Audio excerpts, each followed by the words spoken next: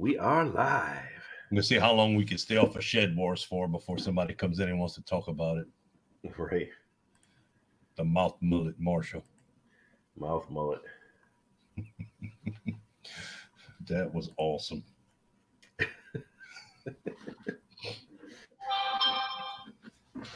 Oh, was that Jeff saying he was going live? Yep. One watching. That's me. It could be me because I got it open too.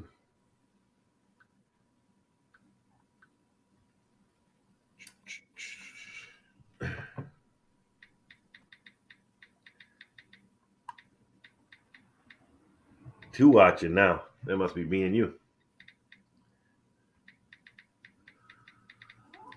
The gardening done all wrong.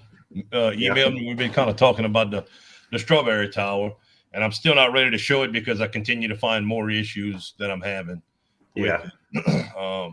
It actually fell over the other day. I need to tape up my plastic on the greenhouse because the one on the east side, I walked in the greenhouse and it was leaned up against the plastic. Good thing the plastic caught it because it had been plants all over the place. Oh, yeah. It is looking good. The PPM, I have no idea where it was because I just threw some stuff in there because I had to leave to go to work. Right. The plants are growing, starting to get some pretty green leaves and everything on them. But I need to add water to that tomorrow also. Yeah, but it's... Why they keep falling over? All I got is that half-inch piece of PVC pipe in it. And the water, I think the issue is the water comes in on one side. It doesn't spread and divert to all three portions. And then it comes up and it drains out on one side. So I think it's holding a little bit more water on one side than the side where it's draining. And that half-inch piece of PVC pipe, it gets hot. It's only some Schedule 40, Schedule 20 is the cheap PVC pipe. So it starts easing its way a little bit until it leaned over. I got it tied now, but I got some baling twine all over. Well, I was going to say those probably weren't designed to stack 10 high either. 12. They're 12 high. Yeah. I think the next ones I'm going to drill a bigger hole in it and I was looking at the Lowe's the other day for some 1.25 inch PVC pipe, but the heavy duty one. A 10-foot section will make me 2 more. Why don't you get some galvanized metal pipe? Dude, you know how I feel about galvanized. Well, yeah, but it's solid. It's just you can get an inch round piece, probably fairly cheap, just for the center. I got 2-inch pipe in the backyard. I'm not a fan of galvanized, especially in hydroponics, because the chemicals will. Are you running water through it? No, but it's running. I'd have to run. It would be in contact with the perlite and the solution as it drains down. As it makes this cascade from the top down, it would be in the perlite and everything. You understand? So the water doesn't run up through the center of the tube. It does now, but what I'm thinking, so it runs like a waterfall, and then it goes up to the top through the center tube. And then it spills down, but it cascades down from one. I've seen other people that's actually, since I did that, other people's doing it, and they're using a whole bunch of the little 1/4-inch black tubes with the drip emitters and everything. It's like that's way too expensive. That's way more than I want to deal with, and it's working great. Right. I have one that the tool or whatever you call that, the little white paperwork stuff. It must have moved. I'm pushing some of the perlite down into the lower side. Yeah. But it's at the top, so it's not a big deal to change it. Right. I could take the couple plants out. But yeah, I'm actually running the fluid up them 1/2-inch PVCs for it to be able to push itself back down. I didn't want to run it like the 1/8 tubing up to the top, and because I wanted something through the center to hold it steady. I did put a grommet at each section of it, which I don't think I'm going to do that for the next 2 that I build. I'm going to leave this. I'm going to use the same tank and everything. I'm just going to come off of the tank and build a frame to sit 2 more on, and it's just going to drain back into the tank. My pump's big enough for it. Hey, Red Silo, how's it going? Hello. Yeah, so I think that I'm just going to go ahead and use a larger pipe for the middles. But what I'm going to do is I'm only going to use 1 grommet on the next build for the upright. And I'm Yeah, just going to drill the hole and let the stuff slide between, because the Purelite, it plugs up so fast. It's not going to make a difference if it drains through the middle. As long as it's a pretty decent fit, the Purelite plugs it off. does it? So, it'll plug it off, or it'll let a little bit pass through the bottom. It's not going to be a big deal. It's not going to make that much of a difference. So that's going to save a little bit on grommets. And if I use, like I said, the 1.5 or the 1.25 it should stabilize it enough for me to go up higher with it. Right. Then I could pass the 1/2 inch pipe up the middle of the 1.5 inch. Connor Rice. Yeah, weed is mine rot. We're not talking about weed. Nope. We're talking about strawberries. We also talk about tomatoes. We're not talking about weed. Neither one of us are allowed to do it. Nope. And it's illegal in my state. Yeah, I was thinking you could actually, even if you had a big enough pipe, you could do like a 2-inch pipe in the center, and then run your metal pipe, and then run your PVC in the middle of that. That way, the water still runs through the PVC. Yeah, and I knew what you were getting at, but I'm just not a fan of. We've talked about that. Texan, God, Bo. All right, Texan. Pretty close. I mean, I'm in South Louisiana. 200 about as far away from Texas as you can get. No joke. No. Blah, blah, blah. I'm not a fan of having. Oh, hey, comment ça va? Ça bien? Yeah, with all the classes and everything we take offshore, and Creosole's a big thing we talk about.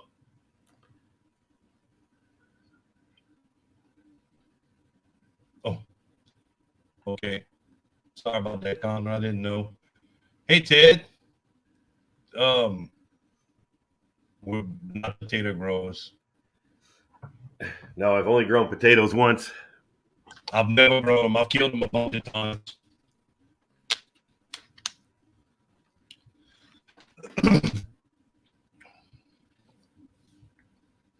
Arkansas. There you go. Yeah, you're north of me.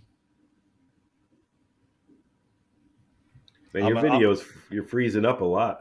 Me? Yeah. Sure it's not you? I'm watching on YouTube and on StreamYard, and mine seems to be working okay, and yours is funky. Yours just froze up when you said that. That's weird. That should, and it is freezing on both your phone and your stuff. I clearly stumped you with a rudimentary question. Well, I mean, we don't want to give you the wrong information, because, I mean, blight, you can treat blight different ways. Just like if you get blight on tomatoes, you need to make sure they're off the ground. You need to trim them back. I mean, I don't think there's any real thing to clear up blight once it's there. You just try to minimize its spreading. Are you planting the potatoes in the same place every year? Because that will continue to spread the blight. And we're not farmers, we're gardeners. Yes, you can grow tobacco legally. As long as you're in the United States. Some countries don't. Well, true. Yeah, you can grow it legally. The issues you'll have with it, depending on the dew point and humidity and everything in the area while you're growing it, when it gets to certain points, you're going to have issues with blight, mold, mildew, and different things like that. Yep, like Red Silo Homestead says, spacing airflow around the plants would help also. Well, that's hard with the potatoes, though, because they just grow in a bunch. No, they don't tax you growing it. You can smoke it.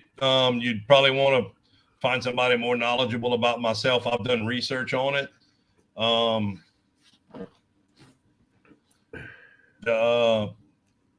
There's a curing process and a drying process that goes with it. and I'm pretty sure it's not going to taste like regular cigarettes if you do. I've never grown daffodils. I've grown other flowers, but never really, not specifically daffodils. And I've I don't been know into what mugwort is.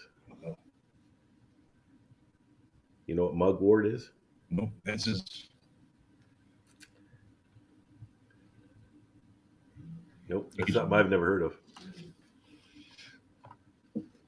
everybody wants to talk about hydroponic tomatoes, and then today we get two cool dudes that come in here and they want to talk about stuff I've never heard of. I'm gonna have to look it up. Right?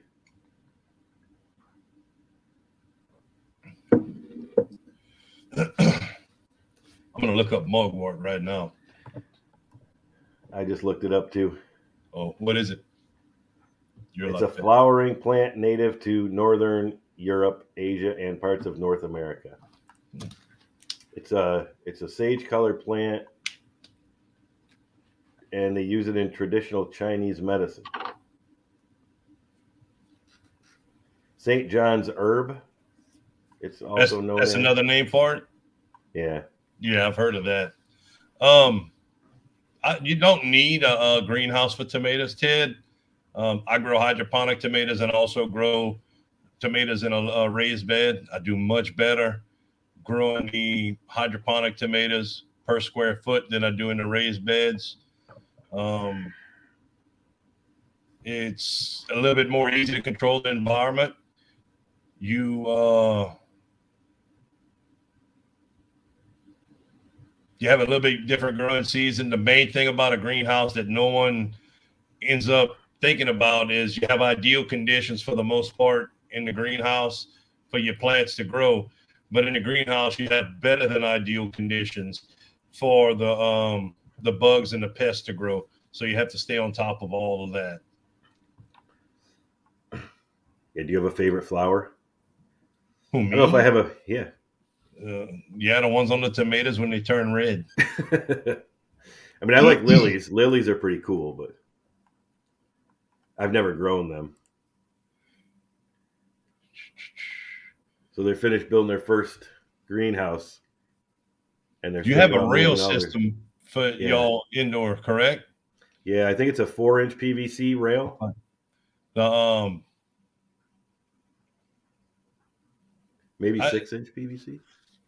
I don't see any issues with it, pushing it out there. You're not going to have much different besides some of the bugs that you're able to keep out of your house and that you're going to have in there. But for a rail system, you just want to put it in a place where you're going to get the most sun on both sides of it. Yeah, it's 4-inch PVC. Yeah. I'm sorry, I haven't been keeping up with a whole bunch of people. I've been so far behind. Finally finished my last greenhouse. Finally, I got to replant tomatoes in my raised beds. It, it's been hard to say the least. I had a car that had been 8 months at the mechanic shop, and in 5 days I was waiting for him to call me to go pick it up. So it's just a bunch of mess. But yes, I'm sorry. I'm not gonna get into all that. Wherever you can It's get the life. most, Life. wherever you can get the most sun on it, but you also want to keep an eye out if you're going to put tomatoes or anything else in there that is going to, you know, potentially block the light, because you're basically going to have a wall in there if everything is growing up at the same time or pretty much at the same time. You're going to have sun being used for that, but it could potentially block sun out from the other parts of it. Not having an idea of the surroundings of it, if you have trees on certain sides of things like that, it's a really good it's a good idea to put it where it gets a lot of sun, but to where it's not going to potentially block out one or two rows of the other portion of the greenhouse for whatever else you're going to be growing. So yeah, we do have squirrels that get into the tomatoes. The dogs help, but there's really nothing you can do other than scare them away. I mean, they say you can put stuff there, spray stuff, but I haven't found that.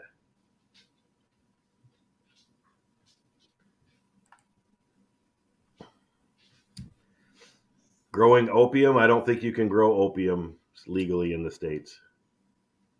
I don't know.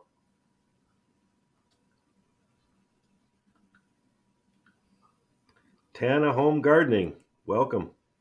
Thanks for stopping in. Hope you are having a blessed day too.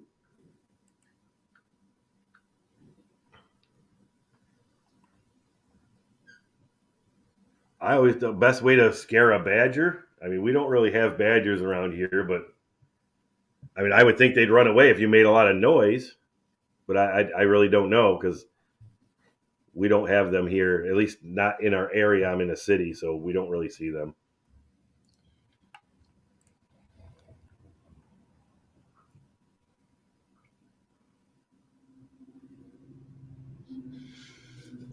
I let's see, if you're planning on running pretty much greens in your rail system, you're going to want a separate tank for that, as opposed to if you're going to be running tomatoes and other things. Hey, Eric. Hey, Eric, how's it going, brother? Your tomatoes are going to run at a higher ppm than your leafy vegetables will. So you're going to want to potentially put multiple tanks in there, depending on, you're going to have your rail system. Your rail system's usually going to run around 700 to 800 ppm for leafy greens, and your tomatoes are going to run somewhere around 800 to 1200, depending on where they are in the stage of growth. Peppers you want to run higher also, and like after they start fruiting, you want to run it in I think it's 1,000 to 1,300 ppms. I have grown peppers in the same solution as tomatoes, and I've done well with it, but it didn't put out like it should. I really think they need that extra ppm whenever you're growing. Dan, Permaculture Food Forest. What's going on, buddy? How you doing?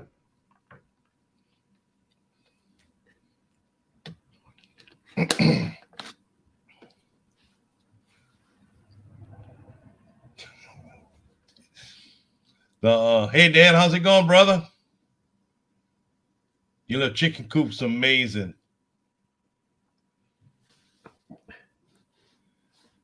Yeah, who's chicken coop? Dan. I think it was yesterday, or I don't know. I'm so confused on my days when it starts not sleeping like I've been the last few weeks. It's I caught his video the other morning. He got a little, it's like a two chicken coop. Him and his daughter put it together. It's a cool little coop. Yeah, I gotta catch up. I miss watching Dan's stuff. I haven't watched in a couple of weeks. I'm gonna have to binge watch this weekend, I think. It's so hard. Once you miss it, it's just almost no catching up. I mean, I know. But the last time I did that, I binge watched and I was commenting on the wrong video. Like I'm commenting on the new video from the one I just watched. It was, hey, Lori. I changed mine to where it stops now at the end of the video. After the commercials and everything play, it stops. That way I can write my comment. Yeah. Hey, Lori, how's it going? Dan's got everything. You're gonna, if anything happens, we're probably all should move to Dan's house. Not Danny. Dan. Yeah, Dan. Oh, he's gonna use it for rabbits and get a bigger unit for chickens. Oh. I'm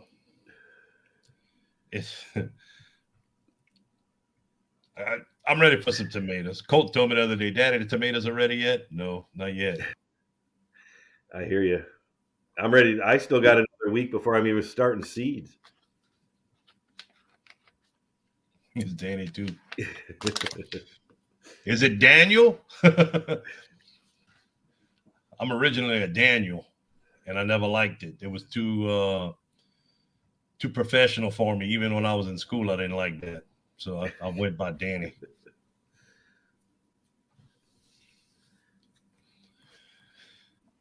Yep. Daniel. Yeah, all he needs to do is put a wall around his place and he'd be He's all good set. To go, huh? Good to go. I can't put a wall around mine. The zombies going to get in through the bayou. Right. Yeah, I'm waiting for the rest of the snow to melt so that I can clean up the beds. Started picking up some leaves today and doing that kind of stuff. Did a little bit yesterday, a little bit today, because some of it's still frozen to the ground. We went walk when Sheena got off of work. We went walk and found there are cucumber seeds that are coming up. All the ones that had popped are dead.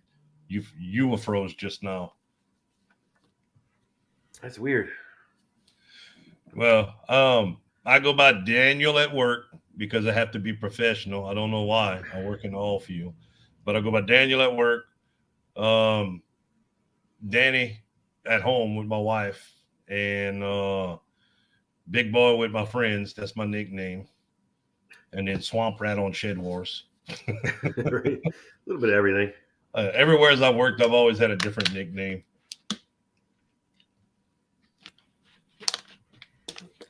Just Jeff. I prefer Jeff. No matter if it's Jeffrey. professional or not. Not really Jeffrey, no.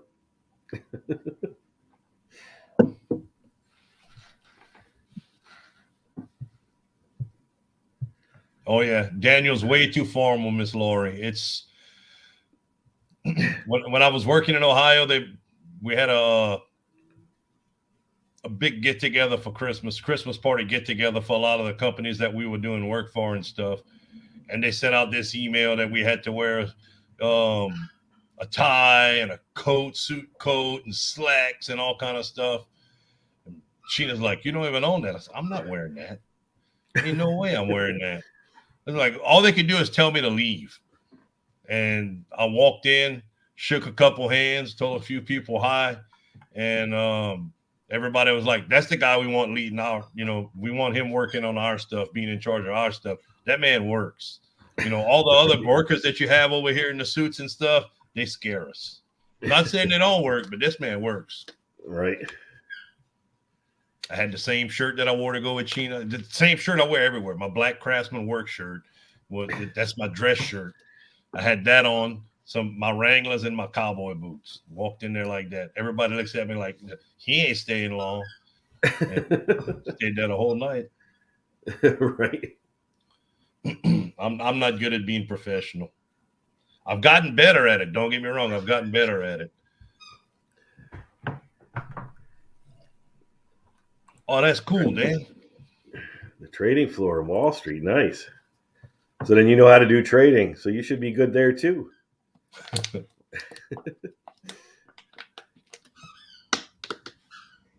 I trade tomatoes. That's my stock market. Right. Sell and trade. Sell and trade. I got a bunch. Go ahead. I got a bunch of weeds in my garden beds. Ooh. I was going to say I traded off 15 pounds of tomatoes last year for 25 pounds of fillets. That's all that matters. The barter system at its best. It's a freshwater fish, though. It's like the guy's like, "Oh, I'll give you 5 pounds for 10 pounds." I'm like, dude, it's freshwater fish. I could catch that in the bayou, which I can't right here, but I'm not a fan of. I eat it. It's good, but I like saltwater fish better. Yeah. You don't have to salt them, right? It's just a different flavor. That's all I can say. Even in the sushi, the freshwater sushi is not as good as the saltwater sushi. No. I don't even know. You've ever heard of freshwater tuna? I mean, I've only eaten never fresh tuna just out of a can or whatever, a bag. There's no tuna saltwater fish. I'm just picking. Just being mean to my Yankee friend. I just eat whatever's in there. Sometimes I don't eat a lot of it, but. Oh yeah, Dan hit it on the head. It does. It has such a better flavor.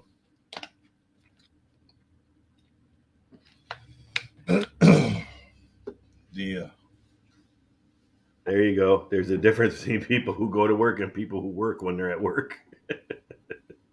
Yes, there is. In the 4 years I've been working where I'm at, we've had 2 younger people that come out. One was 19 and the other one was 20. And they both came to work to do nothing. And now we got a 60-year-old man out there that man works. Yeah. He don't want to be out there. Don't get me wrong. He don't want to be out there. He wants to be retired. But he passes his time by working, like most people would do. Instead of passing their time by complaining, they're out there. Yeah. Can't believe I gotta be at work. Can't believe you make the money you make and you complaining about it. Right. Complain about something all the time. Yeah, it's easy to complain. Oh yeah. Oh, you see, I almost said something about shed wars, and I don't want to start that yet. That's for later. Right. So I got to take down those 2 garden beds on the one side. That's the ones that didn't grow well last year, though, correct? Well, one of them was my tomato bed, Mm. which did all right last year. The pepper one didn't do great because of the shade it gets, but so yeah, I would take those 2 down. I got to figure out what I'm going to do with all the dirt. Put it in the swimming pool. No, the swimming pool's getting fixed. Been telling you for 3 years, fill in the swimming pool, get that over with. Yeah. Yes, we are both in shed wars this year. It was fun. It's something to do. It's what you make it, 100% what you make it. I enjoyed it last year. I'm enjoying it this year. I know some people didn't enjoy it. I had a good time with it. Made some really good friends out of it.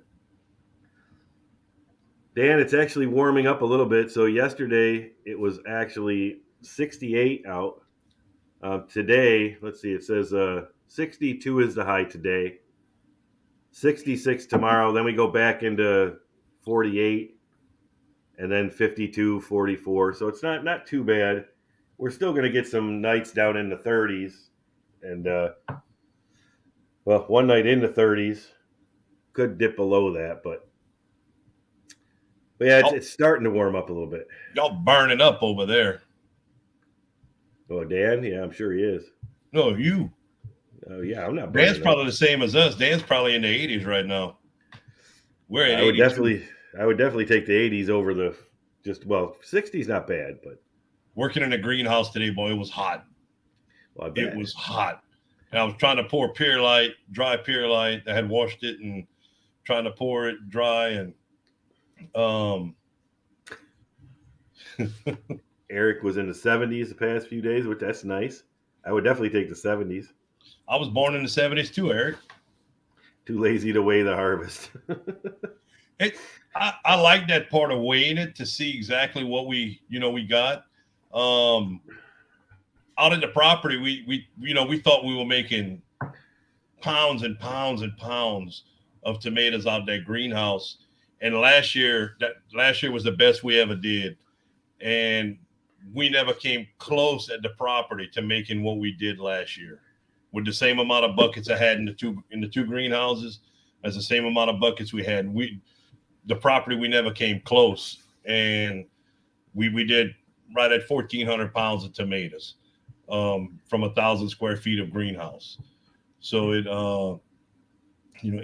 really put a perspective on what we're doing, and it's really going to help, finalize if we're going to be keeping the raised beds in or not for the tomatoes and stuff. Last year we didn't do good at all. We didn't even weigh any of the tomatoes out of the raised beds. It did so bad. Oh yeah. See, that's what I like the best about, the doing the shed war stuff, was because I actually saw what I grew. Exactly. And it is a pain taking the time to weigh it all the time, but not that little bit of stuff you get. Well, sorry. I couldn't pass it up, Jeff. I'm sure you couldn't. I'm looking for my sheet to see where I don't remember all the exact numbers anymore. I think we were right at 2,000 pounds of total food off of the property with the eggs and cucumbers. And the cucumbers didn't do well at all. I think we ended up with only 240 pounds of cucumbers total. Yeah. We did a little bit better than that, but we gave away, I don't know. We had some big Amazon box. Well, no, some, I still had the boxes. I had ordered 40 Home Depot 5-gallon buckets, and they sent up 20 at a time in it. Yeah. So it's probably 2 feet by 2 feet by 3 feet wide. and we filled up 3 of those boxes at the end of the year. Put a picture on Facebook for the people that had bought some of the tomatoes to come over, and they came out. Man, they were running. It's like 3 of them pulling at the same time. They had a woman, she's in her 60s, sprinting to the backyard. Like, they got plenty. Yeah. So I did 146 pounds, 75 pounds of tomatoes, 36 pounds of zucchini. Man, I wish we could get that much zucchini. That was good. Walsh Homestead Adventures. How are you? How you doing, Mr. Tony? Stopping by. We're gonna try. We're putting the zucchini in a different spot. We had actually planted them in the raised beds. They all died. I ended up with everything Sheena had showed in the second to last video she did, and the 2 raised beds in the front. Everything's dead, but like 3 pepper plants. So we're gonna pull them all up again, and we're gonna replant. We're gonna use that for Colt's Shed Wars for his junior. We're gonna let him plant one of those, and then we're gonna plant some other stuff in it. But he still wants to plant some acorn squash, so that'll be good. He's never eaten it, but he thinks it's acorns. So. Yeah, I get that. I mean, yeah, it is cool to see what you get out of it. But yeah, I mean, sometimes life gets in the way, you know. That happens. It can be hectic to keep up with everything on Shed Wars. 5 rows of potatoes. Nice.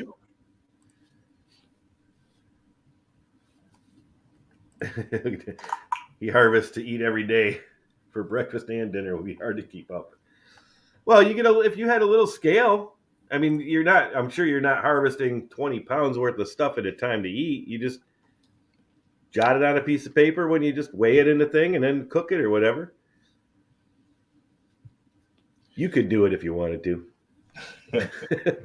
You can do it. There's a lot of work. I mean, a lot of times you get in to start working, you pick your stuff, then you get in. It's like, I forgot to weigh it. You know. Yep. We added 8 blueberry bushes. We got tired. We planted flowers last year for the first time and the last time in the flower beds in the front yard. We put in some 8 blueberry bushes. We bought 4 initially. We still have some of the flowers from last year that never died. They're not supposed to like the heat or the winter, and they made it. They're actually like multiplying and moving over. So we're not going to pull them out, what's in there. But I had bought 4 larger blueberry bushes from a local guy. And then I went to Lowe's and they had blueberry bushes on sale for $7. So I bought 4 more over there and I planted those in the raised beds. And we're hoping that the strawberry towers will last long enough to be able to get some runners off of them. There you go. I got 36 plants in it. So I'm hoping we get enough run. I hope we get, at least one runner off of each plant to root whenever they start running. That would, I'll be able to fill in the rest of the cups, and we're going to try to eventually put strawberries in the beds around the blueberries. Yeah, that's something I would like to grow is blueberries. I mean, most of my life I didn't even like blueberries. I don't know why. I never liked them until maybe 5 years ago or something like that. Now I really like blueberries. I can't tell you if I like them or not. I've only eaten them in cereal. Hey there, Jeff. Gypsy and the Vanilla Gorilla. How's it going, brother? What's going on? I'm not sure if I like them or not. I know Colt likes them. He enjoys them. I was able to get there. I think it's 4 different varieties. One of them I did get from Lowe's, if the paper's not changed, is a pink lemonade blueberry. Yeah, I've seen those. I'm babying that. I don't know what it tastes like. It's different. So, and they should all actually put out over about a 2 to 3 month period a little bit different. Now, from what I was reading about blueberries, there's certain types of blueberries. It's not you just go get 2 different blueberry plants and they work together. There's certain types that go together and certain types that don't, I think. Some of them, I think they're all, they need a second plant to pollinate, but some of them pollinate better than others. Okay. If you understand what I'm saying. Yeah. There's a male and a female variety of blueberry. The males will still put out and the males and the females will still put out blueberries if I'm remembering correctly. But if they're pollinated, there'll be a larger blueberry and a lot more. Yeah. The rabbits ate the blueberries. That's not good. One stub. Well, hopefully it makes it. Hopefully the root system's still there. You might get a shoot pop up. Yeah. My my I don't like blackberries sweet ain't potatoes doing either. good. I can't I keep don't like enough sweet. water on them. No? Why don't you put out the come off of your auto watering thing and Oh, fertilize them all the time? Oh no. yeah. You get some big old blackberry. You get some golf Uh, ball sized blackberries. After my next rotation, we found one of our friends has some pine trees and stuff, so they can let us go pick up pine trees. Still waiting for blueberries. 3 years. Those have to be pollinated. If I'm remembering correctly, because I read about it after I got home, I'm pretty sure those have to be pollinated by a male plant. Pink lemonade. Yeah, Dan said he has the pink lemonade. 3 It years. just hasn't fruited yet for 3 years. Thank you, Mr. Tony. Have a great evening. Thanks for stopping by. Have a good one. He's got 6 bushes, and none of the 6 have ever put out blueberries. Now, who is it that I saw? What pepper lovers community there? Batman. I can't remember his channel name off the top of my head. He had pink lemonade blueberries, and he was actually picking them. Oh, he got 6 varieties. Nice. We have. Okay. What's okay? He's not gonna come in here and talk smack like he did on What You Up To Now's place. He come in there and is like, I'm here to report back what's going on or something like that, and she went off. I'm sorry. Well, come in and say okay. Say hi. Okay. We're not talking about John. You can go tell him. Nobody said anything about his mouth mullet yet. Right. Dang it. Someone other than Dan. Yeah. Like I say, I can't remember. I can't remember the guy's name, but he actually had pink lemonade, and he actually was getting fruit off it. We have I don't even know what kind of tree it is. It's pretty for the 4th of July in the front of the house. It blooms at the 4th of July every year. Makes a bunch of little flowers. It's beautiful. But the rest of the time is just a pest. The weeds grow up in it, and we have some on each side of the house. We're pretty much sure we're going to cut them out and probably end up planting more. I'd like to plant a banana tree in the front, knowing that it's unlikely that we'll get any type of bananas off of it. Yeah. But remove that tree and put in a banana tree. Lori's watching Shed Warriors. There you go. Tell her, Miss Lori. Hey, she's on Willie Grove. She's probably here. She's one of the narcs probably narking on us, waiting for us to say something about John. Who? Miss Lori. You think so? No. She I'm pretty sure she got drafted by John. Well, I'm on John's team too, but that don't mean. Yeah, but John knows you're just on his team because he picked you. You're really on, plant banana near the water. I got the perfect place for that. Right by the bayou. Anywhere's by my house. The furthest part is 30 feet away. No, it's a little bit more than that. I do have a spot I can plant it next to the water. There you go. Got a couple. You got to get yourself something that you can cover it with. So when it gets really cold, you can cover the plant, the tree. I'm not. I just want to keep it alive to say I grow it. Actually, I had a guy stop last year and offer to give me all the pups I wanted.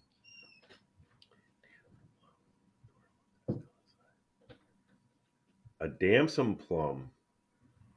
Man, I love plums. I like plums. He's pollinating himself. That's a pain in the butt. It's different for dragon fruit because you have to, but for everything else, it's like, man, I don't want to hand pollinate nothing. Well, dragon fruit, you only go out there, one time because you only get one flower at a time, or different varieties. They normally put out the flowers in bulk, so you go out there one night, and if you have 5 or 6 flowers, most of them opened up at the same time. But it's not like you have thousands of them. I've never heard of a 4th of July tomato. So if you plant it in May, by the 4th of July, you're supposed to get tomatoes? I have some. Do I you? think I have them started. Yeah. It's They're not a called large 4th of tomato. July? Yeah, it's called a 4th of July. There you go. Not yet, Dan. Thank you. I'll let you know, though. I will. I'm not ready for it. It's gonna die. It will. You ain't never told me about no 4th of July tomatoes. I never planted them before. I picked them up. I was looking for when I was looking for Campari. Yeah. The 4th of July tomatoes actually popped up. So I bought them about 2 years ago, and I hadn't planted them yet. I'm pretty sure I planted some this time. Dan, I appreciate that offer, man. And if you need some more dragon fruit cuttings, let me know. I'll probably have plenty of them about midway through the summer. Yeah, see, I would if I were to work on a pepper that I wanted to keep and maybe cross pollinate with something, I would hand pollinate them and isolate them. But for what I grow, I mean, it seems like everything. I save all the seeds, and it seems like everything comes up fairly the same each year. So that's just too much work. Know what? I can't get them to come up. I'll kill What? all your seeds you sent me. Oh, I know you do. Hey, Cosmic Cultivator and What's up, Chris? Tommy Montana. Welcome. Glad you guys could stop in, visit. So yeah, let's see. What is this? April. So if I plant them in May, that gives me time for you to send me some of those. You want some? Yeah, I should try some of those in my buckets. If I can get early tomatoes, that'd be good. I'm pretty sure they're an indeterminate variety also. Are they? Yeah. The Georgia Grow Family Network's actually growing them. They're a little bit further north than me. They're growing them in their greenhouse, and he's doing well with them. His banana trees. I'm not going to put them in the greenhouse, but at some point I do want to put some on the property. I'm looking to put more of stuff that looks nice or neat, but I might be able to get food off of them as opposed to just cutting grass. Black's Tropical Homestead had the awesome. If you got space to mow, you got space to grow. That's what I'm shooting for this year. We got the probably about 100 feet of along the bayou that we planted the. Oh, I'm gonna get it. It's gonna come to me. Sunflower seeds. We planted the sunflower seeds along the bayou again this year. Our no heat peppers are what we have the most issues with. They always taste like what they are beside. Huh. I haven't noticed that. I mean, mine seem to all be different. I mean, I grow all the peppers together, but they don't taste the same. I mean, I've put some hot peppers in with the no heat peppers, but I haven't noticed that issue yet. I don't have a great palate, but I mean, I really haven't noticed that issue yet. You eat most of yours in a sauce, though, right? You make sauce with them, or hot sauce, or just the hot peppers. The other peppers I'll cook. I'll do like peppers and onions with a steak sandwich or some of that kind of stuff. Oh, I love that. All the pepper seeds came up. Only 2 tomatoes so far. So those, are you talking about the micro dwarf tomatoes?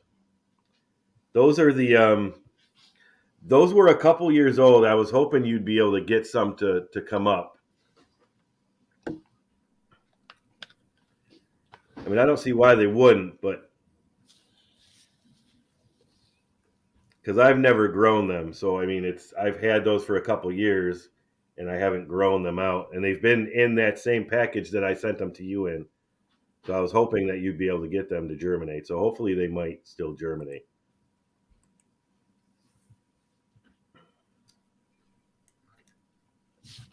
We still haven't planted our seeds for the Cool. sunflower challenge.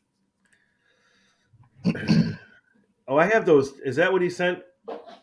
He sent me sunflower seeds in for the seeds that I won for Shed Wars last year. I'm not sure if that's them or not. I didn't. I donated my seeds to someone else.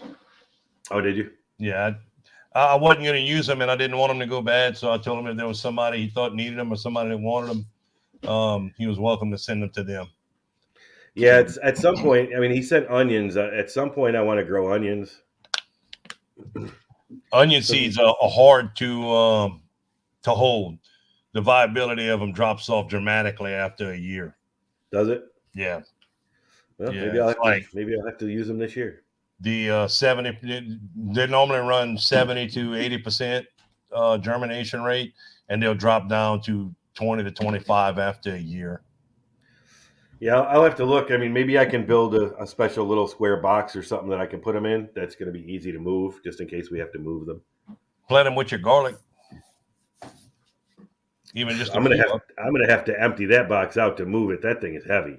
That thing's got 2.5 feet of dirt. He's got 2.5 feet of dirt and like that garlic that big around. Yeah, they're all still in there. Yeah, dude, I pulled out a garlic the other day just to see what they were looking like. There's no cloves on them. They look like they're all oh shoot, what you call that? Leeks. Like they look like leeks. Now the they like that compost, that sugarcane compost. The base of the elephant garlic, the base is, they got a couple of them. I can't put my fingers all the way around the bottom of it. That's how big around it is. But I kind of dug around it to see, and it doesn't feel like there's any cloves yet, but it's still early. Yeah. Give it time. There's a lot of weeds too, and I know that they don't like weeds around them. No. My garlic takes 9 months to mature. I planted mine not this past fall, but the fall before that. So I'm just seeing if they made it and if they'll actually do something this year. We did them in the greenhouse, and we left them for 6 months, and we had a really good harvest. They were actually in a hydroponic trough that we had done, which Pop took that out this year. But we did them in the greenhouse, and I didn't eat any of them, but I did replant this year. So I'm hoping to at least get some of it back, enough to be able to replant next year. Hopefully, every year I'm getting closer to not having as much work done. Right. Every year. Yeah, my garlic, I don't know. I mean, I did everything. I watched a bunch of videos. I planted it the way it was supposed to. It sprouted. Be right back. Yep. My garlic actually sprouted in the fall. Then I let it overwinter. The following year, the sprouts came back up. They grew. They put out scapes. Then they say you're supposed to cut the scapes. So I cut off the scapes. And then when I left them in there, they said normally until June or July. So I went to pull one out, and it was no bigger than the clove that I had planted. So I stuck it back in the ground, and I just left them in there. And now they've went through the whole summer, through another fall and winter, and I'm going to see if they'll sprout again. And we'll see what happens. Hopefully I'll get some garlic.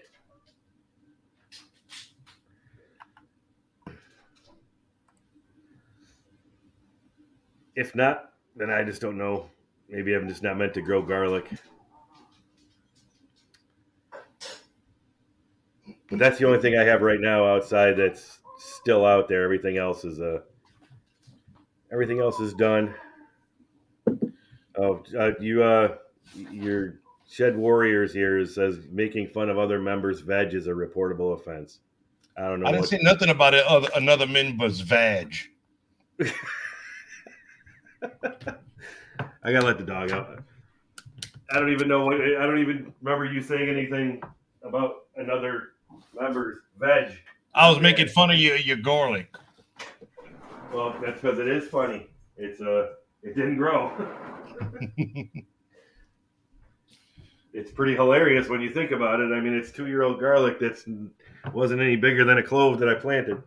Shed Warrior got his feelings hurt sometime. I don't know. Hey, you can share the link if somebody wants to come up. We still got almost an hour left. Yeah, you'll get some this year for sure. I hope so. I mean, it'd be nice. I mean, it was the type of garlic for this area. It was a hardneck garlic. And somebody told me when you're doing garlic, I'll post a link if anybody wants to come up. When you're growing garlic, they say you should cut the scapes because you don't want the plant to put energy into the scapes, and you want them just to bulb up. They said in your whole area of garlic, you should leave at least one with the scapes on it, because once the scapes grow, they twist and turl over, and then once they're pointing straight up again, like they're going to flower, that's when it's ready for you to harvest your garlic. It puts some type of enzymes or something in the ground. Whenever the scapes come out, there's it's good to have a couple of them in there that do it, but the ones that actually have the scapes that aren't cut off, they don't produce as big a harvest as the other ones. Yeah, but he said that's how you could tell that it's time to harvest them. What's up, Sheena? She just woke up. Just woke up. Yeah, she pulled 3 doubles in a row. And sleeping like 5 hours. 3 doubles in a row, and then she went to work again today. So I allowed her to take a nap.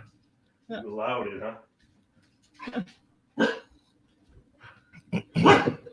Cajun, hush. You want some water? Oh, he never told me. Never told you. No. As soon as you walked in, he started fussing. He never told me anything. Yeah, the dog tells us when it needs water. It's crazy. And he'll sit there and look at you.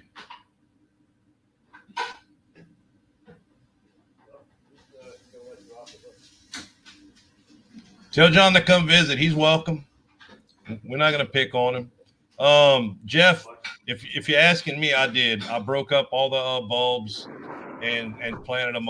I think it was 6 or 8 inches, whatever the recommended spacing was on them. I planted them apart, and I'm hoping it's the first time I've gone this far with garlic in beds. I've only grown it before in the hydroponic perlite, so I'm hoping I'm just a little nervous with it. I know it does take 9 months to grow.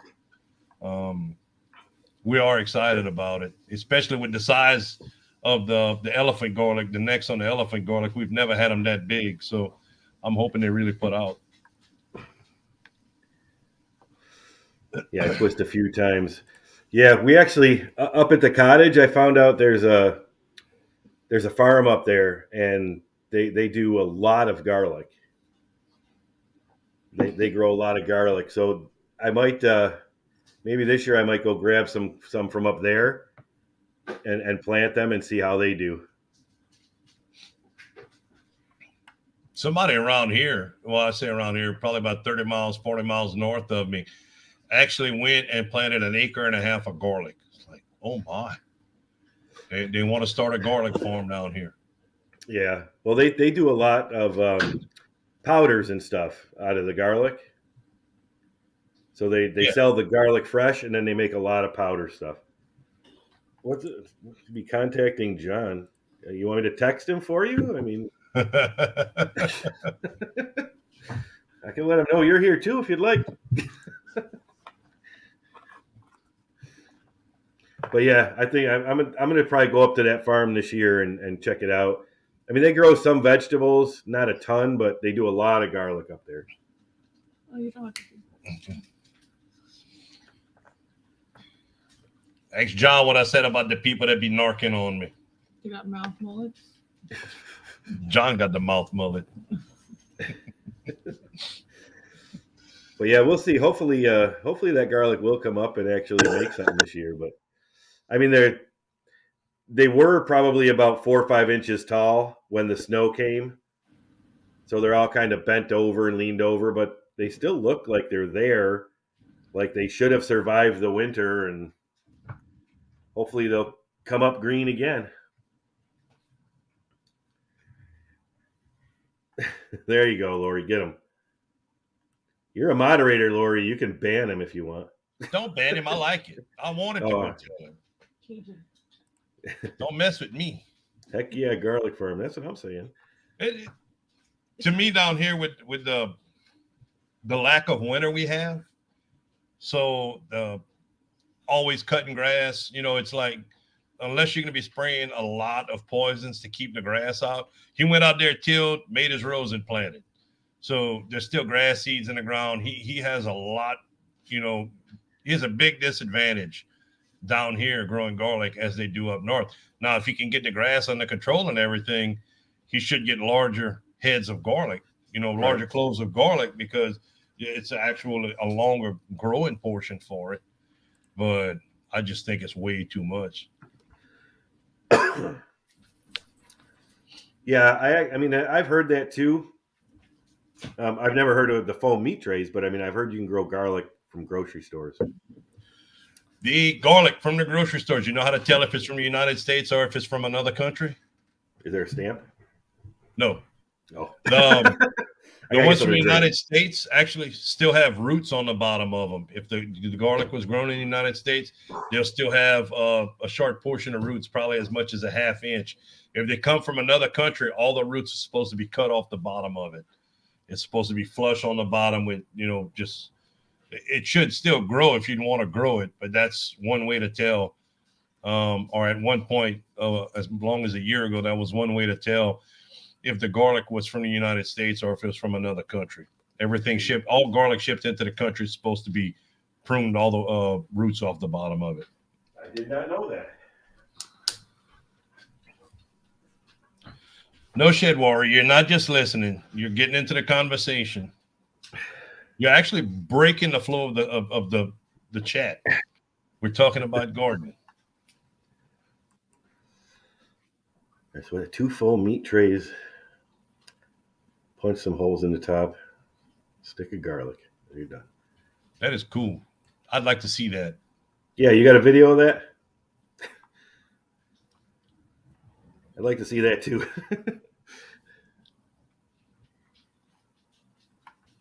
If you don't have one, there's a video idea. I haven't even got to work on we talked before about my video that I want to do, where it's like the catalog of videos. It could be 9 or 10 videos doing a step-by-step of the greenhouse.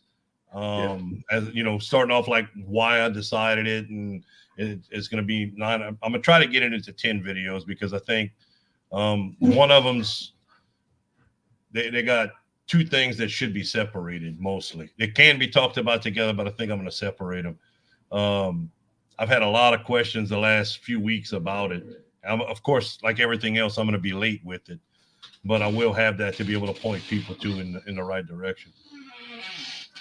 Because there's plenty of videos out there like that about the garlic and the meat trays. I'll have to look it up. Hey, strawberries like a higher pH, right? The soil? Strawberries? You're asking the wrong person. I've never grown them. I'm just wondering. I mean, that computer voodoo. I figured you might have known that too. I can Google it if you want me to. I can Google it also.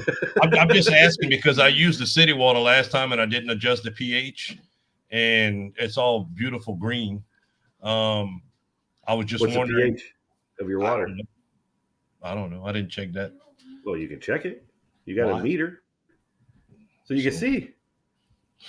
pH is about 7 to 7.2 of my water. Town? Yeah, I think I'm closer to the 7.2 before the chemicals. So it would actually, the fertilizer would actually raise it some more. Said strawberries love manure. I'm not adding manure to the hydroponics. What? You sure? Or chickens. Maya just brought this. It's an all white egg, and we have brown egg layers. But these are normal eggs. Nice.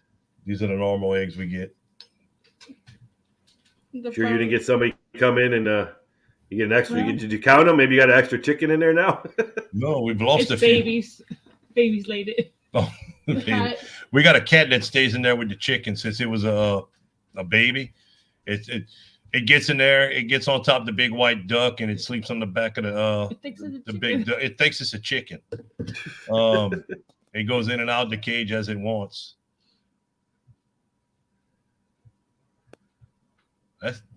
They used to do that in Ohio, spray the fields with liquid manure. God, They do that here. It was hay fields, but no, I haven't checked it, Jeff. I'm just trying to I had to plant them, you know. I was running behind, I had to plant them. So I do have the water from the property. I have it over here now, so I'm going to use it this time. Check the pH and do everything with it. But like I said, they're beautiful. They're pretty green. I need to do another update on it. They're pretty green. I should probably cut some of the strawberries off because they're throwing strawberries out like crazy. They got like 4 leaves and 9 strawberries on the plants. Oh yeah. And I just can't bring myself to cut the strawberries off. I know. The basil. Hey, you've grown basil before in hydroponic, correct? Yeah. That the ppm for that, or the EC, that's supposed to be lower, right? Similar to what you do on a leafy vegetable. I use the same stuff as I do lettuce. Yeah, that's because it's kind of wilted. There might not be enough water for them, but it's like to me. I've never grown basil before, never used it, Right. short of being dried. So the leaves look kind of almost like it'd be not enough water for them to be drinking. They've grown probably 3 inches since I planted them, but they just. I'm gonna have to send you a picture and show you. Tell me if that's what it's supposed to look like or not. All right. Yeah, I use the same lettuce formula that I use lettuce. Yeah, and I'm way any over leafy that. green. I'm way over that. I'm somewhere as I should be somewhere as up around the 11 to 1400 ppm range on what I have right now. Oh, that's high for those. Yeah, well, for the strawberries like about 1100, and I figured the math out in my head. I might be at 2700. I don't know. I don't think I'm that high, but yeah, it's. I went to mix my fertilizer today for the greenhouses, and I was sitting in here and I'm like, 1 tablespoon per gallon. I was trying to figure out how many tablespoons in a cup, and One teaspoon per gallon. exactly. Not a tablespoon. Exactly. I You was put like, 3 times. If you did tablespoon, you did 3 times the amount. I figured it out before I came. That's why it's on look. Got it wrote down. I still didn't take it. That's my sticker board. I still didn't take it off my sticker board until I got a place to ride it over there. When I build my mixing station, I'm gonna ride it on the wall, like where Pop does his. For the 250-gallon tote, I got it wrote on the door. When you open the door, it's right there. Everything you got to put. Yeah. In grams and in cups. So I need to do that. I came back inside. I'm like, that doesn't sound right. It'd take me like 4 cups of fertilizer, and that's what I was using last year for 320 gallons. Yeah. So it's a half a teaspoon. It's one teaspoon per 2 gallons. Yeah, half a teaspoon per gallon. Yeah. Yeah, that's too confusing. 1 teaspoon per 2 gallons. 2 gallons, yes.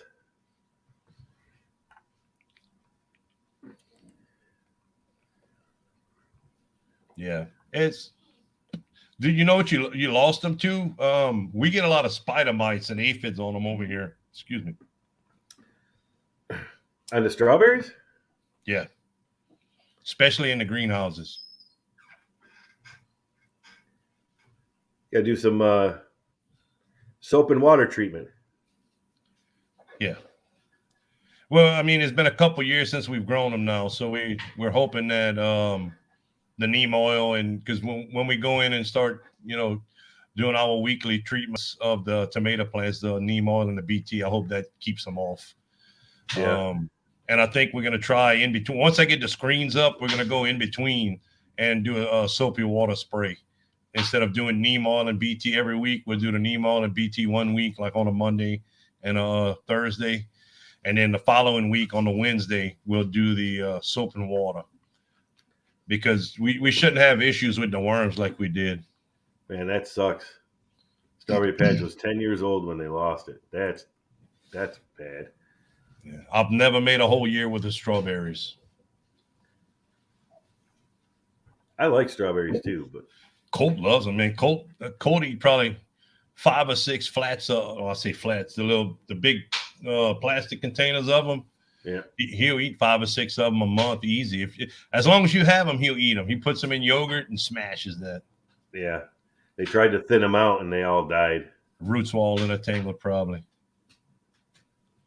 Man, Yeah, Mr. Robert he got thousands of them growing over there. Does he all wild? Oh, wow. Some nice berries, though. You know, it's not like the wild berries around here that grow and they're the size of a little marble.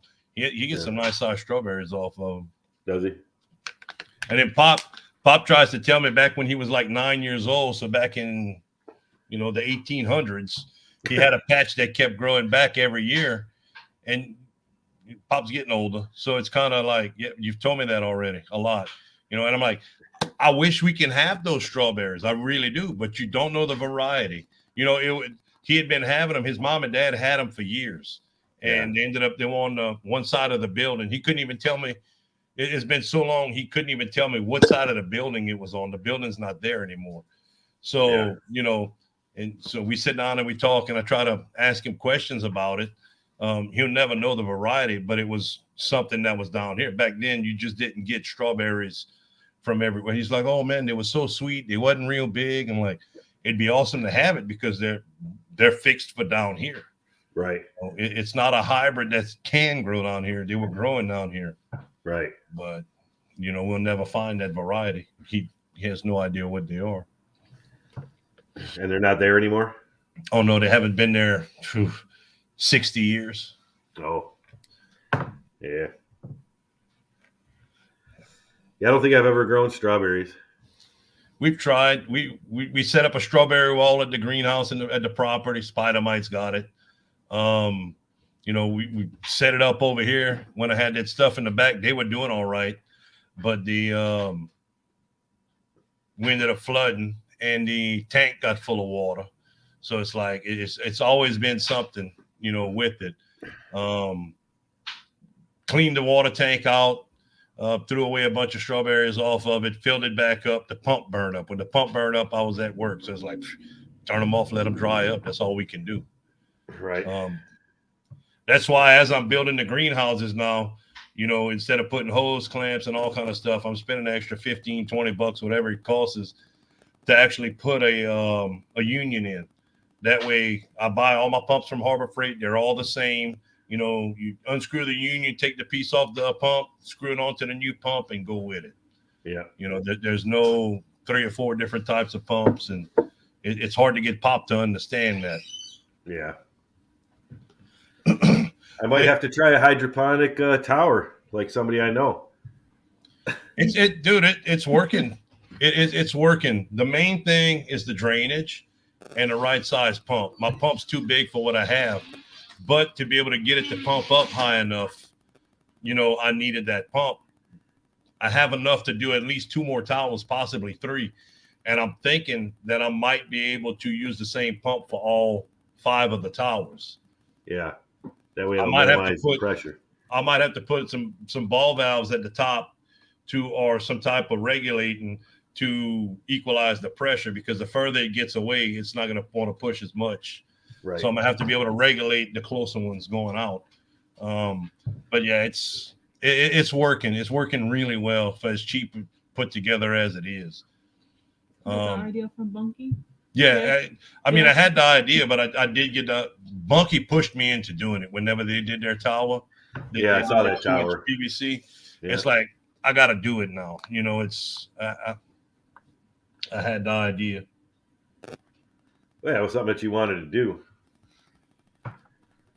As soon as we see the build video, then we can then I can build one. I posted it on Facebook, and I've had so many people ask me for the build video, and I tell them all the same thing. I don't really, I can answer questions, but I don't want to do a build video because I've already found 5 or 6 different things to, that need to be changed in the video when I was doing the videos, putting it together. Right. So I've answered a bunch of questions. I sat down yesterday for about a half hour and replied just to one person with the questions they had for them. And kind of what I did to do different things with it to help it. If you're looking for the planters from the Dollar Tree, Jeff, go on to dollartree.com and you could probably have them shipped. They only sell them in a case of 36, but you could probably have them sent to your local Dollar Tree and pick them up free shipping. That's what I did. I ordered 108 of them. Or you can just buy them from Danny. No, actually, I had a friend that wanted some. That's why I bought the 108. He wanted 40 of them, so I just ordered them all at the same time and made 50 cents off the deal. But yeah, and the pots from last year don't work the same. One of the issues I didn't want to happen was I don't want it to leak from the pots. I want it to drain from the middle of the bucket into the pot below. They have pop outs to be able to, for the individual pots to be able to drain. And working with them in hydroponic, I don't want it to do that because I don't want it to hit the leaves and roll out and fall onto the ground, lose the solution. Right. So I actually went through and flex sealed all the lower portions of it to where it doesn't pop out because it's real thin plastic that, just some little knockouts. So I flex sealed that.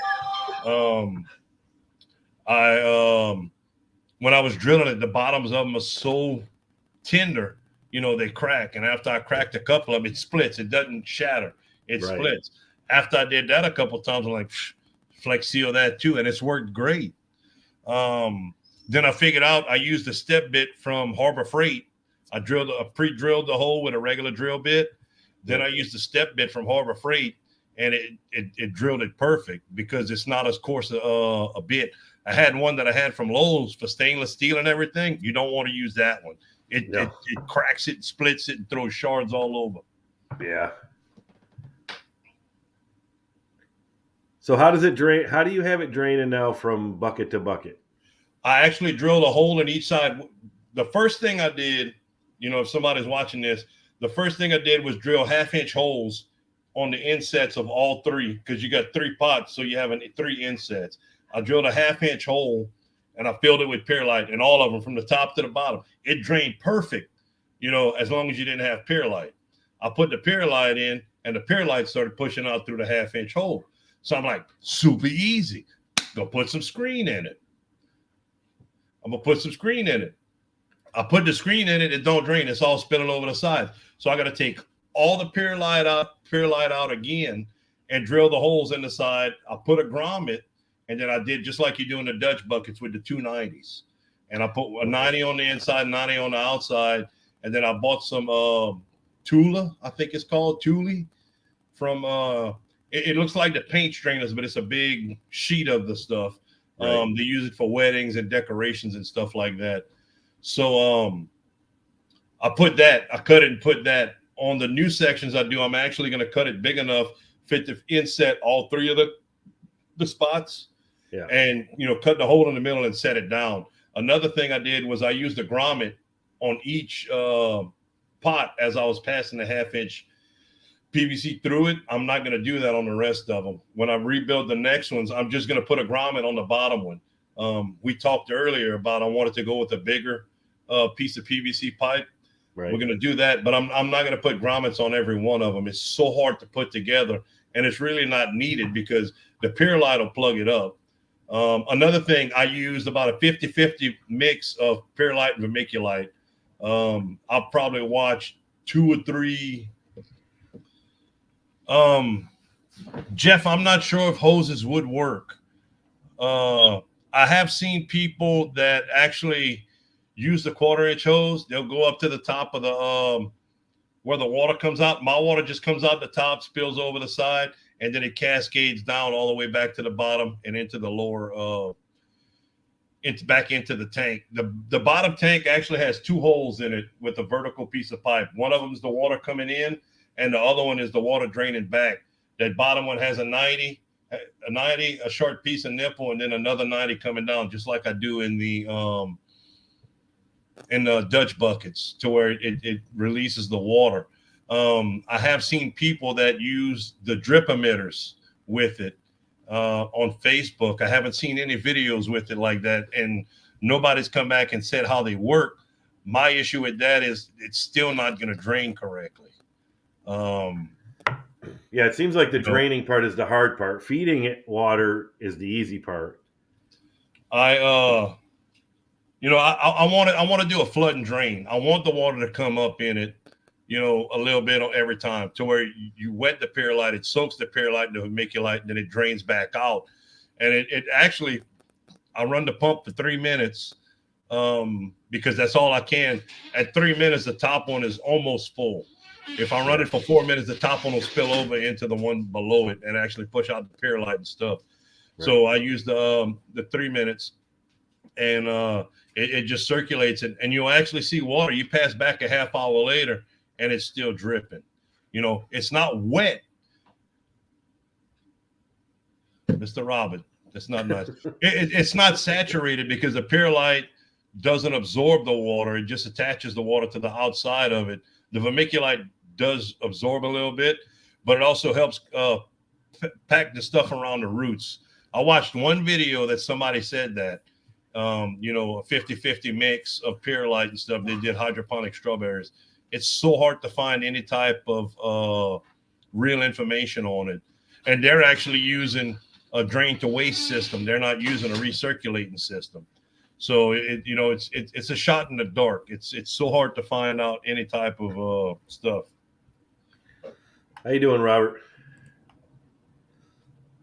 Yeah, the flood and drain is going to work for you.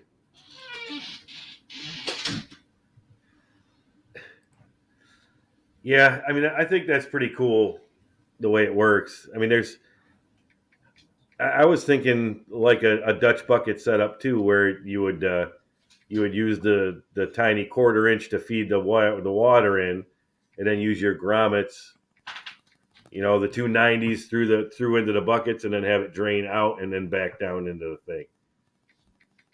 But you're trying to fill them. I'm not trying to fill them. I want to hold a little bit more water in them. It basically stacks up the water just like you do in your Dutch buckets. When you fill up your Dutch buckets, when you put your water in, the water's going to come up above your 90. It doesn't start draining until you get above your 90. Then it makes a siphon feature. It'll actually siphon the water out. So the water will come up above your 90, and it'll help, put water on all that. But then once your pump turns off, some of the buckets will actually get about half, 3/4 full, depending on how fast you're pumping water into the buckets. Right.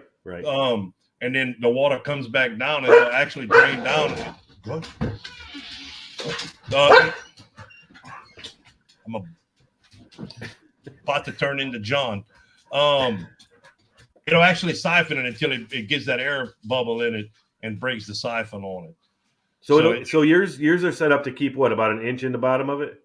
The Dutch buckets? No, your strawberry thing. I have no idea. I drilled it, and you can't get it because it's tapered down. You can't get it in at an exact angle. So it'll keep somewhere between 1 inch to 1.5 inches of water. But they all leak a little bit around the grommets at the bottom, and I have no idea exactly what it's keeping. But probably 1 inch of water in those small things. Right. I can tell you right now, I'm pumping it twice a day for 3 minutes each, and the vermiculite on the top is staying moist. It's not damp. When you touch it, you can feel that there's a little bit of moisture to it. There you go. Yes, Mr. Robert, you took the words right out of my mouth. I'm trying to be nice. I'm trying to keep the hatefulness for later. I was first Cajun and made it snow outside.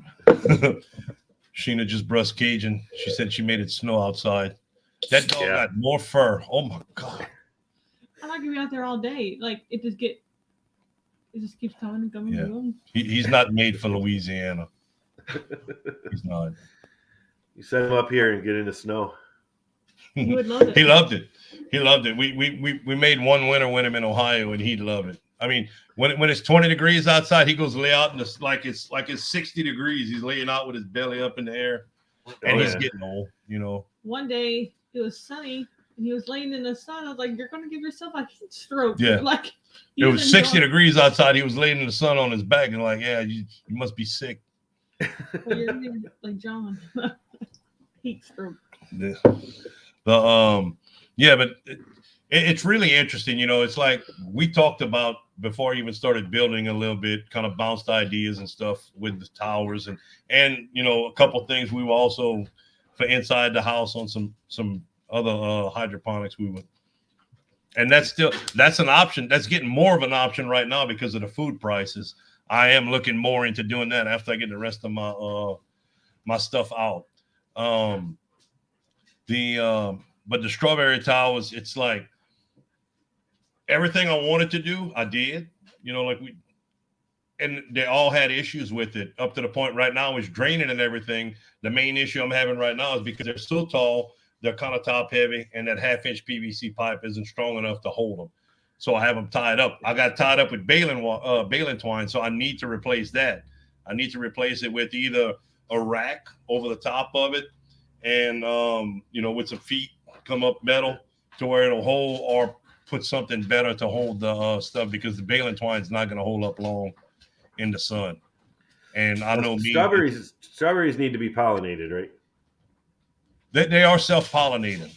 Oh, are they? They are self-pollinating. We haven't pollinated any of them, and I don't think we've had a flower fall yet. They've all pollinated. It's been blowing. The wind's been crazy over here.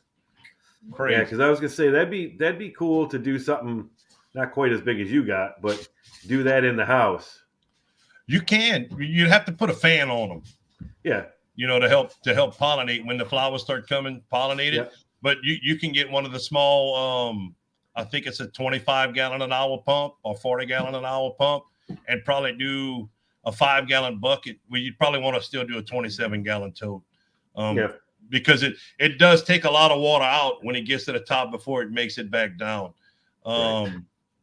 With the 5-gallon bucket, I was actually running out of water, and there was no perlite or nothing in it, but I ran out of water about halfway down on the first run. So the 5-gallon bucket would take a while.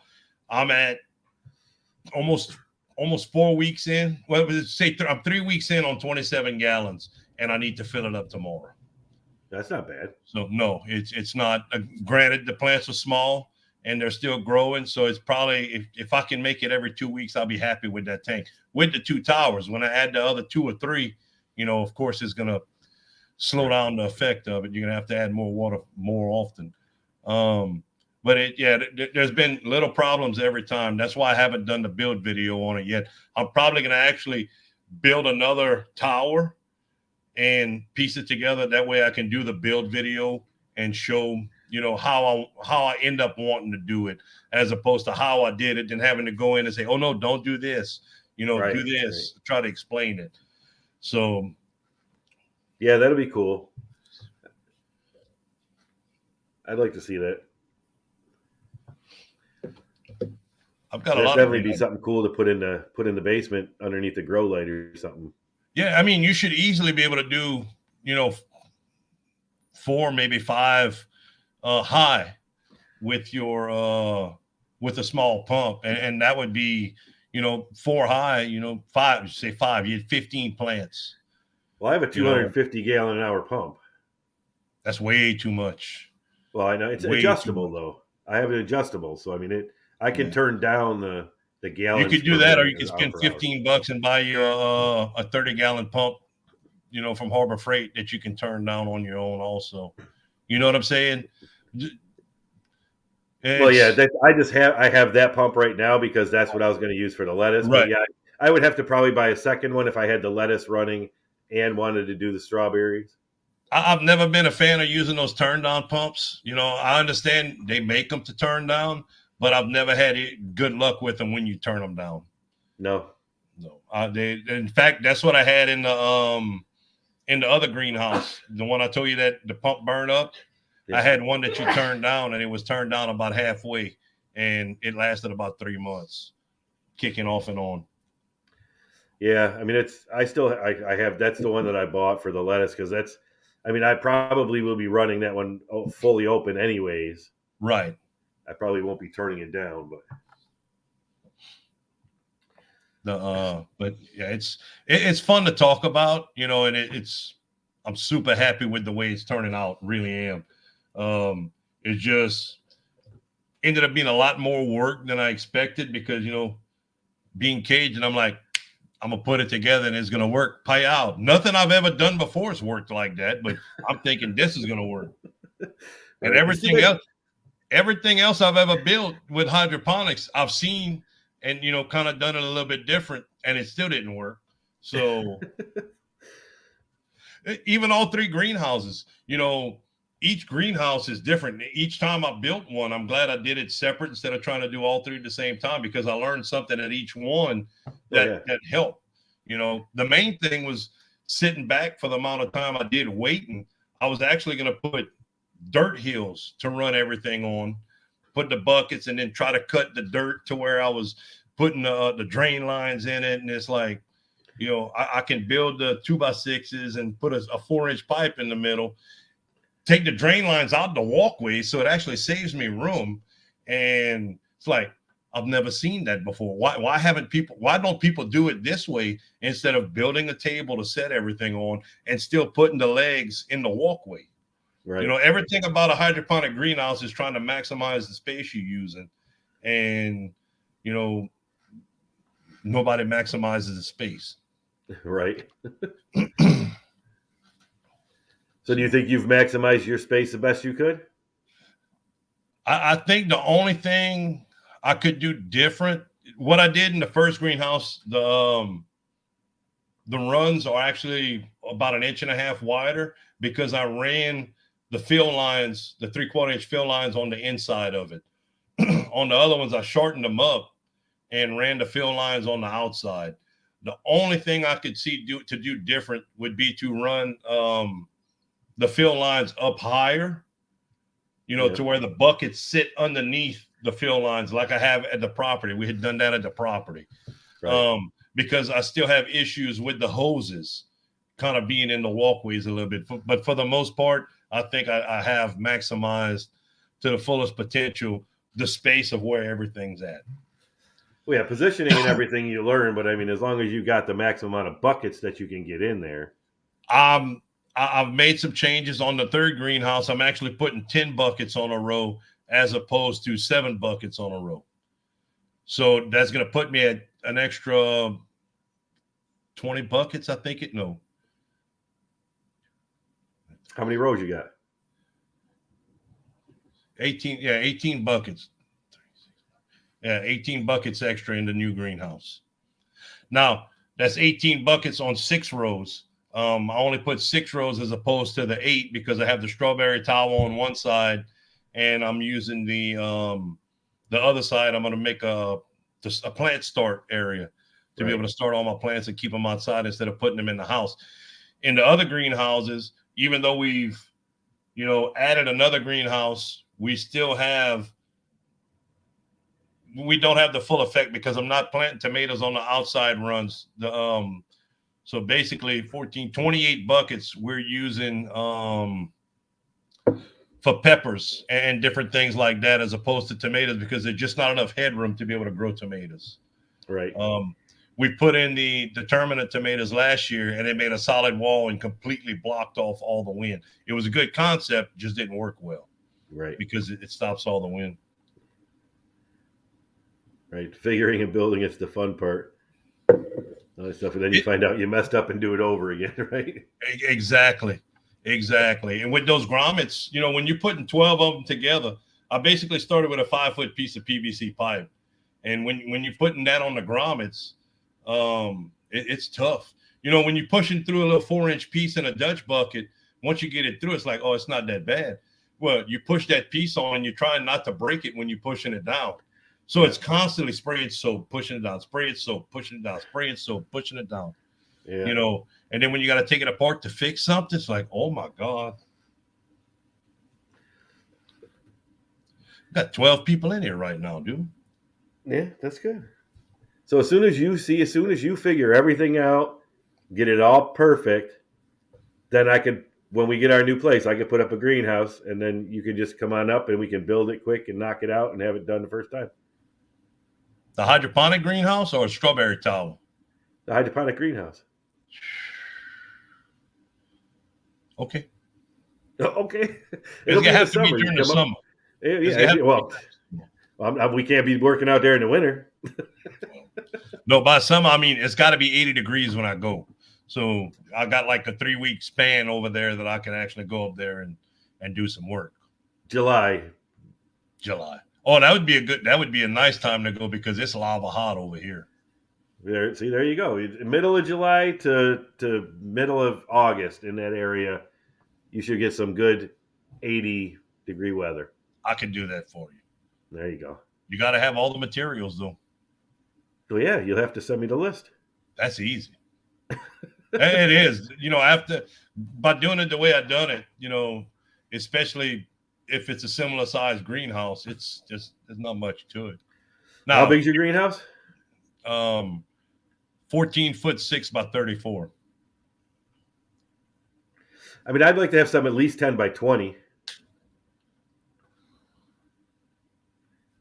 Honestly, I would go with the real greenhouse.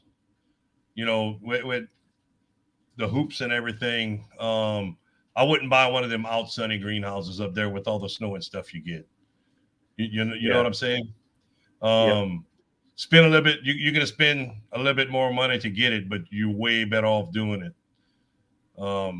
Invest in the money, because you go out there and you get your cheap greenhouse, then you invest the money to put into in your area with the amount of snow y'all get. You invest into it, you put everything in it like it needs to be, then it collapses. The money's not going to be in the greenhouse. Trust me, the greenhouses was cheap compared to the infrastructure inside the greenhouses. Oh yeah. And I see people use the 27-gallon totes in the greenhouses. I'll never use another one of those again.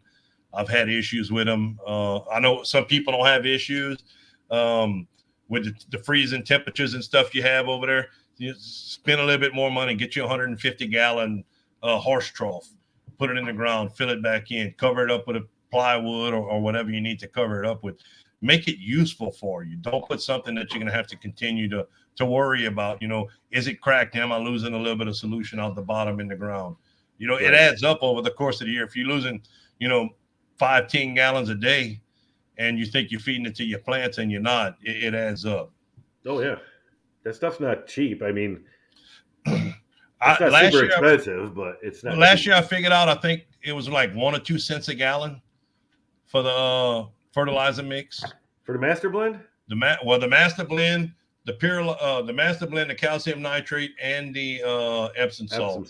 Yeah, I thought when I figured that out, it came out to about 6 cents a gallon. The last time I thought I figured it out.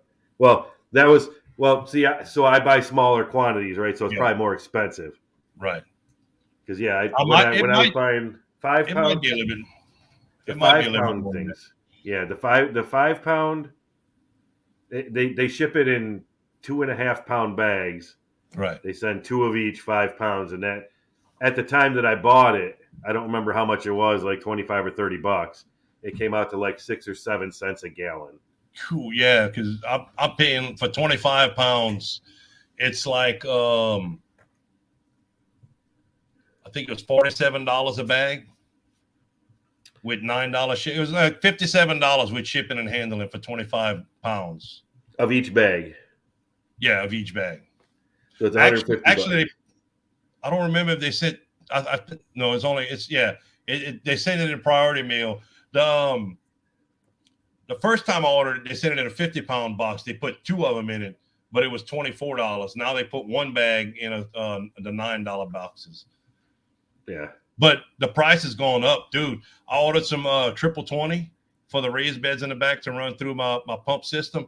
I tried to get with the local feed store to see if he's able to get it, because he normally has the best price around. He doesn't stock it, so he Right. doesn't have to keep it on his shelf. He'll make $5-6 off the stuff, and he's good with it.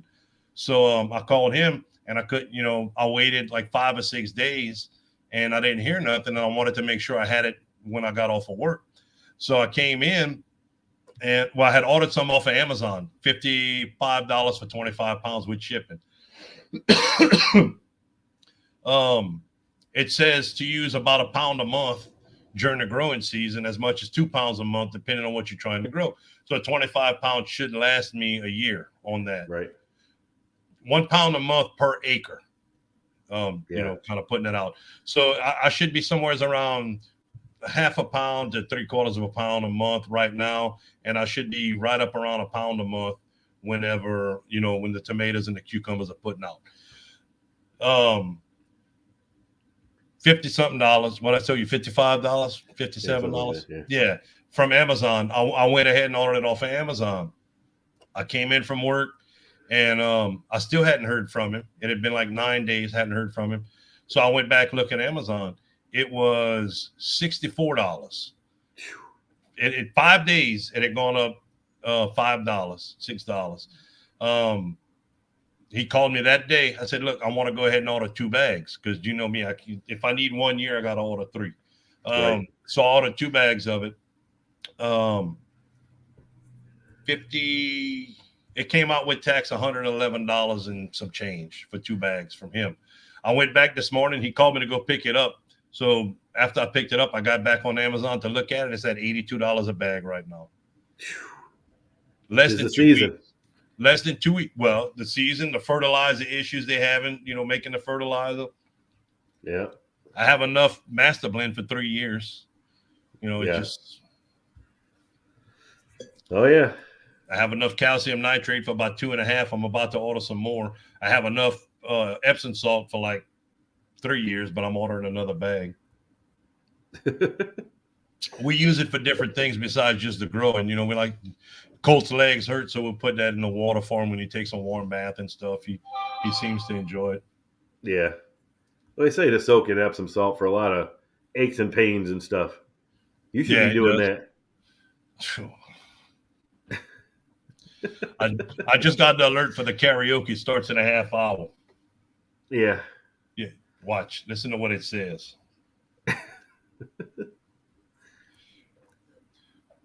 Watch Rebel Canada's live in 30 minutes. Swap Rat can't sing karaoke. John must have done the thumbnail. There's no thumbnail. Oh. It's her regular thumbnail.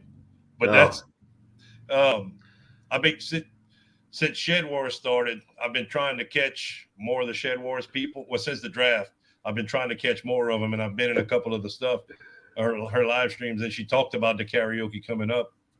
And every time she said it, we're gonna be, because she's right at the 4,000 hour mark. I think she's 40 hours short of the 4,000 hour mark to be able to get monetized. She's 40 people short of the of 5,000 subscribers. So tonight, hopefully that'll electrolytes pee in the radiator. So she'd be right at it. But every time she talked about it, I'm like, it's bad karaoke. Don't get me wrong. The StreamYard's a podcast. It's not a karaoke setup. So there's some ups and downs with it, but it's a fun time for sure. So right. But I'm still waiting for Robert to let me know what kind of thing he said he's got planned for this year. He said that last year. His thing is just to tell you he has something planned and make you think about it the whole season to throw you off your game. Yep, that must be it, because he said that last year, and I still didn't see anything.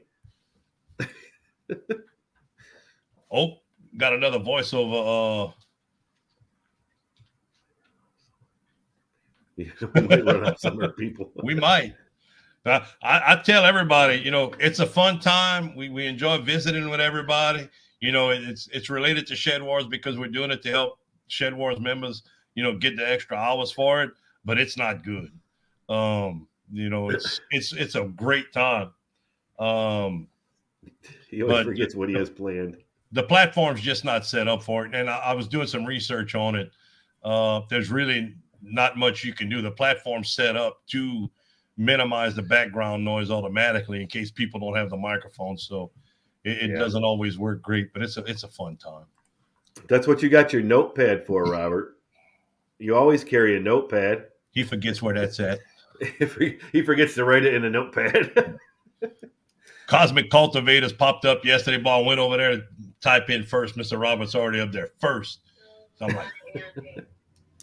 I'm like, damn it. And he's like, ha, ha, ha. He puts a smiley face laughing. I put him to bird. Damn it. Will it grow?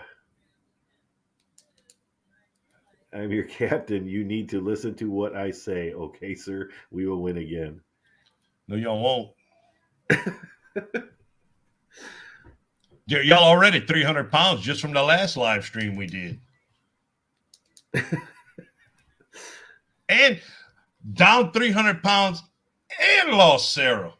Pow! Oh, pow! I'm just drinking coffee right now, too, John. Look. I think he's going to sing me a song. See, John? Ask Miss Donnie if that's true.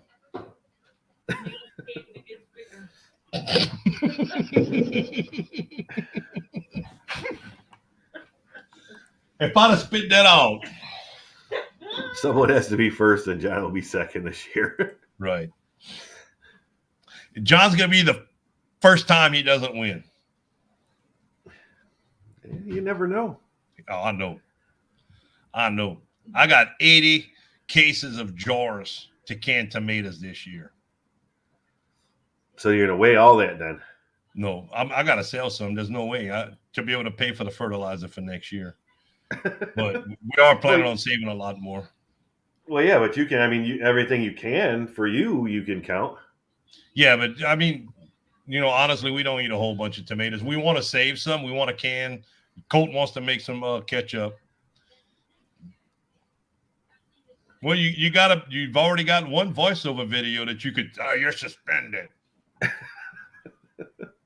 I do have another voiceover video for Sunday when we're able to start doing Shed Wars. I got another voiceover. It's not about John. No. I'm not saying who it is, but it's pretty funny. Yeah, my wife watches those too, and she said she likes the ones that you do. She's like, Danny's getting pretty good at those. She's like, especially the ones with John. It's so easy. Dude, I put that I you don't want it to do something about the good boy in that video. But he just made it so easy with the 17.5-inch shoulders. When I turn the video on, because I don't spend more than a half hour on the voiceover videos, honestly. That's downloading it, getting it on there, doing the voiceover, and putting it on YouTube. It's usually 45 minutes at the most. But when he steps right there, and I seen those, it just stuff pops in my head when I start doing that. All I need is a little bit, the goat boy. And when he was pointing out that little spot, I'm like, that's a perfect size area for a goat like him. So when I just put it on, it started, and it just started coming. You see that Robert was on the phone with him. He's up in the tons range now. Pounds are in the rear view. Oh, yeah, Mr. Robert, you need to keep track when you're on the phone with him and he's cussing. That's Shed Wars related, so it has to be done. It has to be done. We're going to curtail his usage of the wrong words.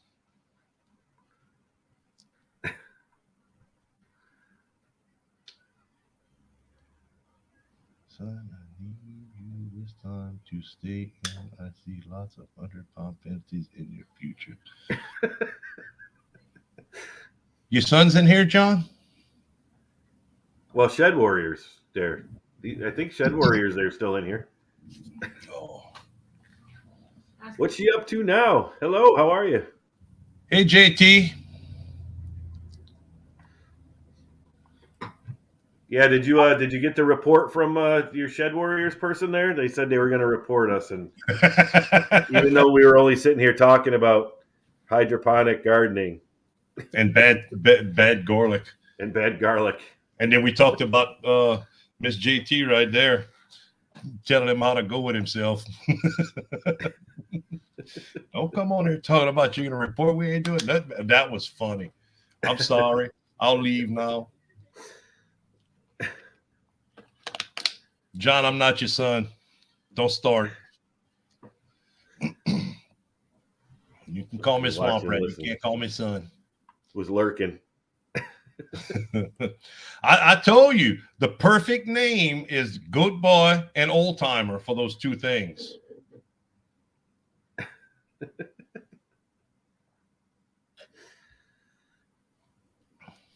Yeah, and you're gonna, whoever is behind your Shed Warriors channel there, that you should teach them some manners. They should come in and say hello, how are you, not just okay, and then I'm watching. Hey, at least he didn't come in and say I'm here to report. Well, yeah, not right off the bat, but that's what he did in Miss JT's.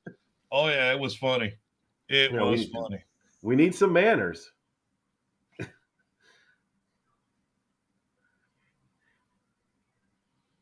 You're the only one who gave a name. She has an old time camper and a garden gnome that looks a lot like John in the Mankini. She asks for names for it. I'm like Goat Boy and Old Timer. Old Timer. I don't like calling Mr. Robert an old timer, but every time he gets on the live streams with us, he's talking about us being old. So yeah, I mean, you are, but me, I'm still in my prime. If you're in your prime, I'm definitely in my prime. You're 10 years older than me. No, I'm not. We're not going to go through this again. We ain't got time. We got this is not Cajun math time. Oh, boy. Deciphering. 1 + 1 is 2. Right.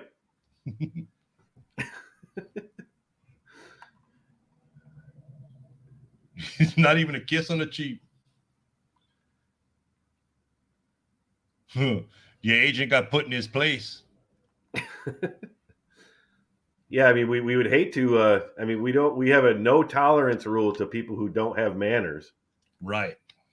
So, John, watch yourself. We would hate to have to, block them from the channel. I mean, because we know you like him around there watching for you, but got to have some manners when you come in. Don't make me take you and that mouth mullet out behind the shed. I'm older-ish, not old yet. I'm older too, so I can resemble that old timer. I feel old chasing Colt around. Oh my God. That dude gets out, we go wait at the bus stop. Daddy, let's run. I'm like, no. Yeah, let's run. He wants to run telephone post to telephone post. It's like, dude, I'm gonna pull a hamstring and break a kneecap or something. Well, we'll just time him out for a little bit then. I don't block him. I like it. It's funny. I don't really care either, but I just think it's funny to give him a hard time. Crack your knee knuckle. Yeah, his knee popped the other day. He's like, crack my knee knuckles. Okay, old is real old. Is kicking okay? Yeah, John, we're gonna stay on here for about 5 more minutes. We're trying to get Jeff everything we can, and we can stop about 5-10 minutes still. I'm gonna almost done with my coffee. When I'm done with my coffee, I'm gonna get me a little courage and a beer. And you ready? A little courage and a beer. Oh, the sender says you got to sing her a song tonight, John. Uh-oh, what song? I have no idea. Whatever he wants to sing. Oh, look at that, giving you your choice of songs to sing, John. You have to pick a good one. Girls just want to have fun? Don't tell my heart, my achy breaky heart. That'd be so cool if John would cut him a mullet on his head. Didn't have a mouth mullet and a head mullet. I remember when Dirt was a kid. Mr. Robert was a deckhand on Noah's Ark.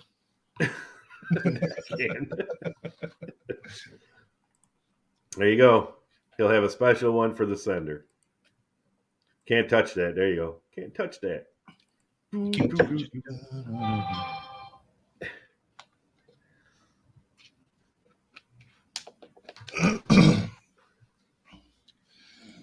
Oh man, dude, an hour and 49 minutes already, Jeff. That's amazing. I know. Seems like we just got on. Oh, John, guess what, John? That's another 5 pounds. If you say it in the chat. What did he say? Oh, I'm not repeating it because I don't want him to get that 5 pounds back. Yeah, that one there. Oh, it's not. It's not. That mouth mullet and good boy is sticking for the whole season. There you go. See, that's 5 pounds, John. It's going in the record. And the good part about it, we can go back and watch the videos. He was the third monkey hanging on the side of the ark. He didn't even make the deckhand. Michael Bolton song. There you go, Michael Bolton song. I deleted Daddy it. duties. He Yes. said he deleted it. What did he delete? The comment. It's still there. So check I was this gonna out. say you can't delete them from StreamYard. It's right there.